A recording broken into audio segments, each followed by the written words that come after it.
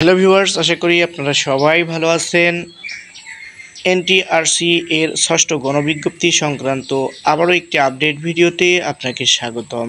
Viewers, আজকের ভিডিওতে আমরা জানতে চলছি যে ষষ্ঠ গণবিজ্ঞপ্তি সংক্রান্ত সর্বশেষ আপডেট নিউজটি।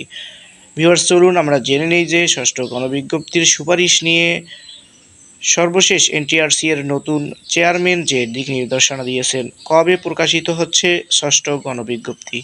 ভিউয়ার্স, তার আগে ছোট্ট রিকোয়েস্ট, যারা চ্যানেলটি এখনও সাবস্ক্রাইব করেননি অবশ্যই চ্যানেলটি সাবস্ক্রাইব করে ভিডিওটিতে একটি লাইক দিয়ে দিবেন।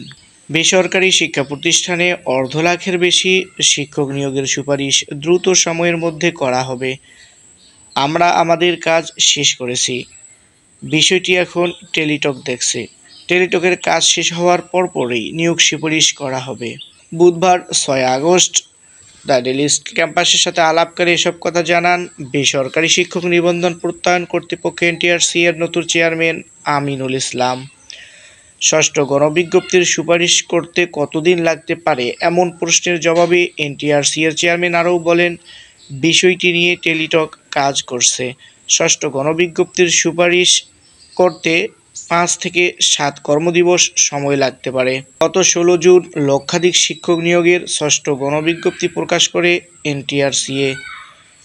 এই গণবিজ্ঞপ্তিতে আবেদন গ্রহণ শুরু হয় গত 22 জুন, যা চলে 10 জুলাই রাত 12টা পর্যন্ত।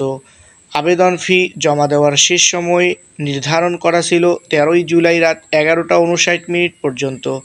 এনটিআরসিএ সূত্রে জানা গেছে, এই গণবিজ্ঞপ্তিতে 57,000-এর বেশি প্রার্থী আবেদন করেছেন। অথচ প্রকাশিত বিজ্ঞপ্তি অনুযায়ী দেশের বিভিন্ন এমপিওভুক্ত শিক্ষা প্রতিষ্ঠানে মোট 1,08,22টি শূন্য পদে শিক্ষক নিয়োগ দেওয়া হবে। এর মধ্যে স্কুল ও কলেজে রয়েছে 46,211টি, মাদ্রাসায় 53,501টি এবং কারিগরি ও ব্যবসা স্থাপনা প্রতিষ্ঠানে 1,110টি পদ ফাঁকা। এই হিসেবে প্রায় অর্ধেকের মতো পদ ফাঁকাই থেকে যাবে।